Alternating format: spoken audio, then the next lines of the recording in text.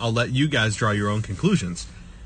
And that was Seth Rollins coming out and basically acknowledging how terrible the product has been, being the voice of the people, coming out and addressing just the terribleness that has been Monday Night Raw over the past couple weeks. And, you know, if you know me, I've said, and every year I say, that WWE takes a creative snooze, a creative slumber, and the writing team goes on vacation every year around the holidays.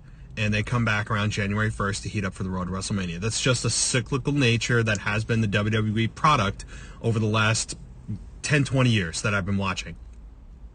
So, Seth Rollins coming out being the voice of the people. Now, these shows that I've been listening to, many podcasts, not just one or two, have been berating the fact that WWE is publicly acknowledging that their product has been terrible and that oh my God, the ratings have been so low. Why are you acknowledging that on air? So now all the people that are watching are going, well, the ratings are so low. Why am I the one sticking around for such a terrible viewing experience?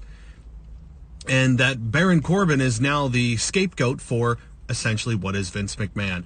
Listen, I give WWE credit for not running from how terrible their product has been. You know what? So what? If they're publicly admitting it, it's that the viewer is now saying, thank you. WWE hears us. That is what a good company does. That's what a good product does.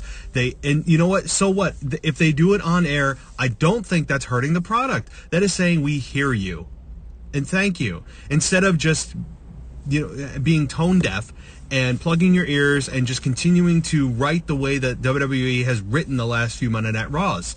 I don't understand the harm in doing that. I don't think there's any harm, and I think the fans that are watching and the fans that now have heard about Raw want to go back and watch the segment with Seth Rollins and hear him speak for the people on air. And yes, of course, we all know Baron Corbin is not responsible for any of this in real life. He is just the figure in the face that WWE is using for what is essentially in real life Vince McMahon that Seth Rollins was speaking to.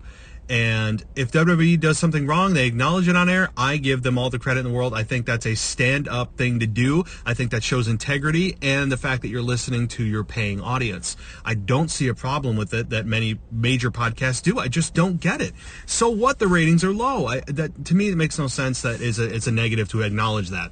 To me, it's not hiding from the truth. It's running towards it and spearheading the fact that, hey, we're going to make changes. So Seth Rollins is speaking to that, and yeah, people are also saying, well, Baron Corbin had nothing to do with Drake Maverick peeing, the urination thing. Well, of course he didn't. But if you want to stay within the framework of a storyline in WWE, you would say, well, Baron Corbin is the general manager of Monday Night Raw. Okay, general manager-elect, whatever. We're just going to call him the general manager of Raw. And it's under his leadership that these things are happening. So while he wasn't responsible for it, it was under his leadership, under his watch that these things happened. So I don't understand the anger and the turn-off reaction that Monday Night Raw has had. And trust me, there's a lot more on Monday night that I'm going to touch on in my long-form audio coming later on the next day or so. And so I just wanted to address that I give WWE credit where credit is due. I am very critical of the product more often than not, but I love the product, and I love when a company takes responsibility and says, yeah, we messed up. What company, successful company, has not done that? Take Apple.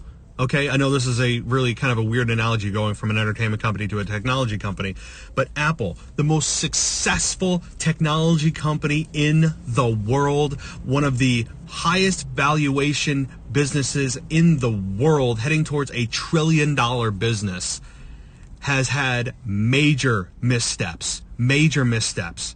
And look at their iPhone 4. I know we're going back to 2010 here, but they had a major design flaw in their iPhone 4. You had to hold it a certain way, or the antenna would not work correctly. And how did they resolve that? They had a press conference. They had a separate keynote and addressed this and said, yeah, we messed up. Here's a free case for everybody, okay?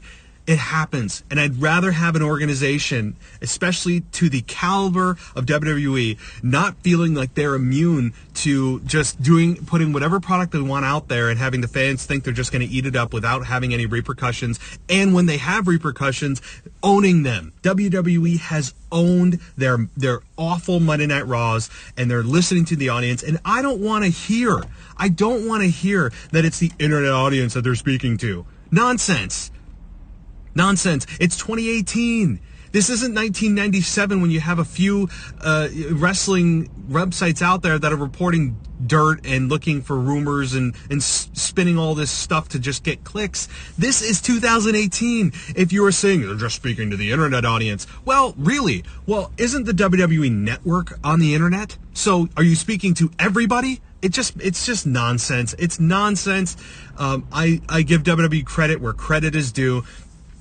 I found it. I found that WWE connected with me on that level to the feeling that most people had, and that Raw has been awful. So thank you, WWE, and to all those podcasts out there. I mean, really? Yeah, I don't see the problem with it. Seth is a babyface. Baron Corbin is the heel, so they stay within that framework. You can't have Vince McMahon come out there and have Seth speak to Vince like that. That would be shattering kayfabe on air, and I don't think that would be beneficial. But you had to use Baron Corbin, which is the next best thing to do.